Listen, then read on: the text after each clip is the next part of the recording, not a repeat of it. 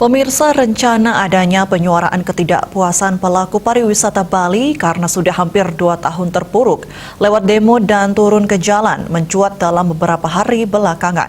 Sejumlah pelaku pariwisata bahkan sudah sempat dipanggil Gubernur Bali Wayan Koster untuk membicarakan langkah pemulihan pariwisata akibat pandemi COVID-19 ini. 19 Delta kini muncul varian lainnya yakni Omikron. Bahkan varian ini disebut-sebut lebih cepat menular.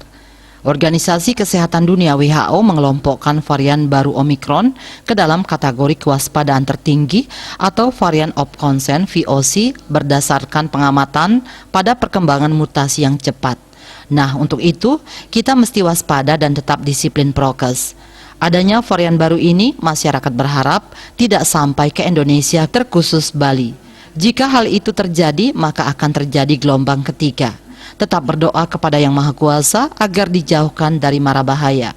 Untuk itu diharapkan semua masyarakat agar meningkatkan penerapan disiplin prokes. Hal ini muncul di kolom komentar akun Facebook @BaliPos. BaliPos melaporkan.